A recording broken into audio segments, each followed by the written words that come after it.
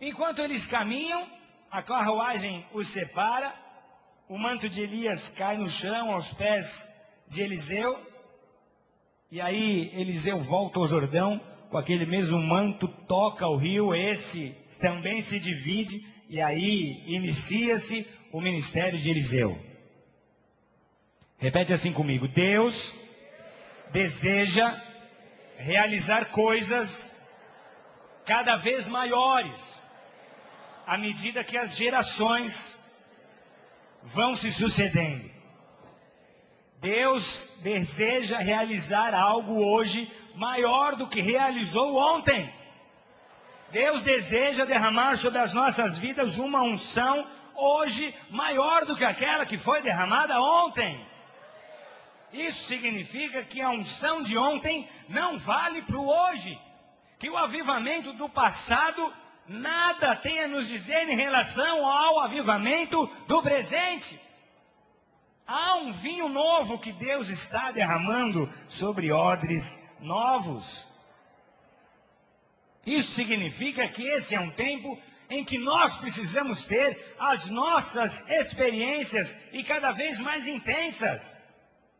Porque quando eu leio a minha Bíblia e vejo Deus usando Moisés, vejo Deus usando Elias, vejo Deus usando Eliseu, eu só tenho a declarar: Pai, eu também desejo a minha unção, eu também preciso da minha porção.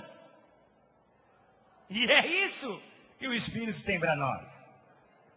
Na verdade, Elias nessa cena tipifica a ascensão de Jesus Cristo.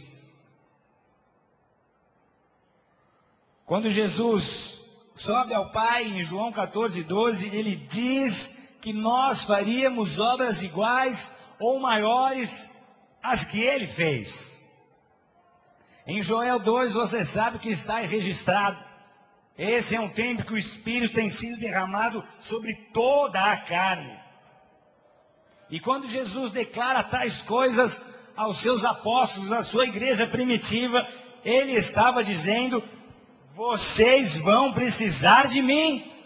Vocês vão precisar da minha unção, da minha capacitação, do meu poder, da minha autoridade, mais do que no passado. O meu Espírito estará sobre vocês e lhes dará a vitória. Aleluia. Por que Elias leva Eliseu nesta viagem? Porque antes de chegar ao local onde seria transladado, ele resolve passar por Betel e por Jericó. E nós sabemos que uma viagem sempre nos ensina muito, porque você gasta tempo, você convive praticamente 24 horas por dia com aquele que você viajou. E o discipulado, na verdade, não é o muito ensinar através das palavras, não são os cursos que você vem a dar, mas discipulado fala de andar junto, de mostrar como se precisa fazer e não apenas declarar o que precisa ser feito. E nós vemos então Eliseu aprendendo de Elias sobre essa necessidade de mais poder, de mais unção. E os dois então se dirigem a Betel. A palavra Betel significa asa de Deus. E essa cidade trazia uma grande herança espiritual, porque aquele foi um lugar onde Jacó ofereceu sacrifícios. Mas ao longo dos anos, algumas coisas aconteceram com aquela cidade. Jeroboão levantou ali um bezerro de ouro. O povo acabou se entregando à idolatria e toda uma geração se perdeu.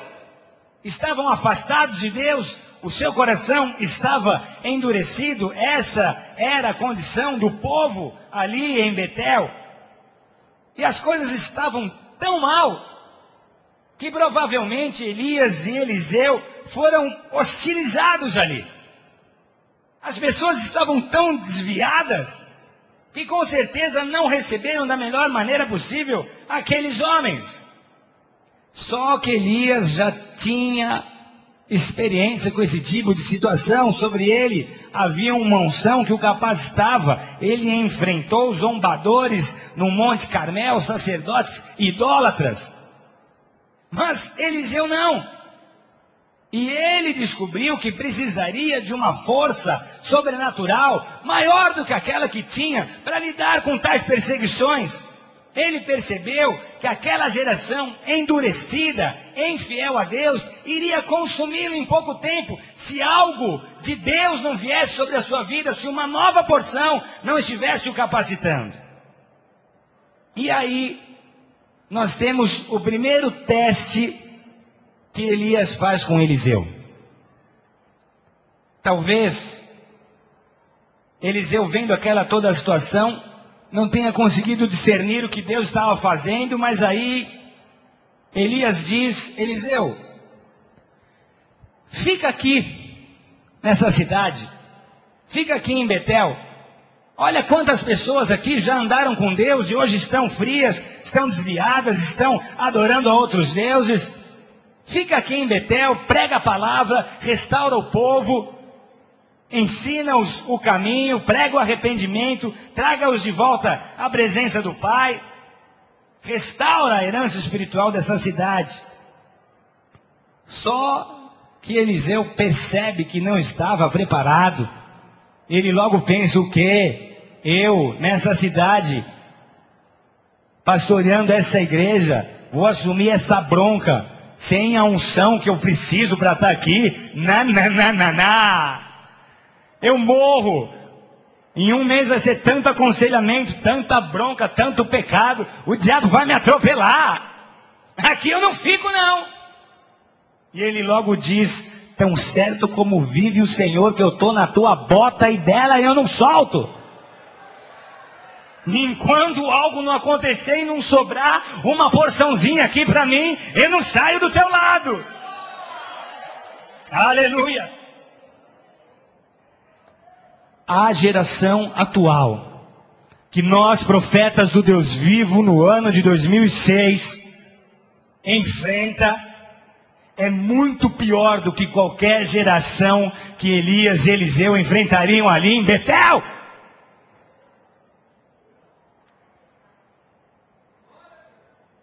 Porque na minha Bíblia não está escrito que Elias e Eliseu teriam que conviver com pessoas que estariam usando crack. Naquela época não havia cocaína.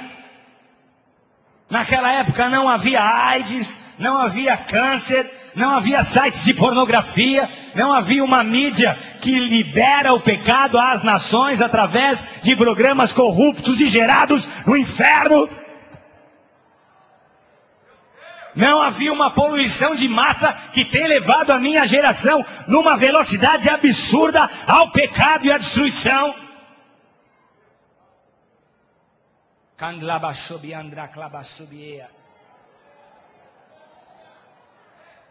Ei, igreja, e se Eliseu precisava uma porção dupla, que tipo de porção nós precisamos hoje? Que tipo de unção é a unção que tem que estar sobre ti e sobre mim? Para que nós façamos coisas iguais ou maiores às que Jesus fez nestes dias. Uma medida de unção como jamais se ouviu na história. E essa palavra não está sendo gerada no meu coração, é uma palavra profética, é bíblica. Esses são dias de grande avivamento. Eu vejo Paulo, João, Isaías, o próprio Elias no céu, agoniados. O que será que vai acontecer com essa última geração? Porque nem nós tivemos uma unção tão poderosa como eles terão. E quando você chegar no céu,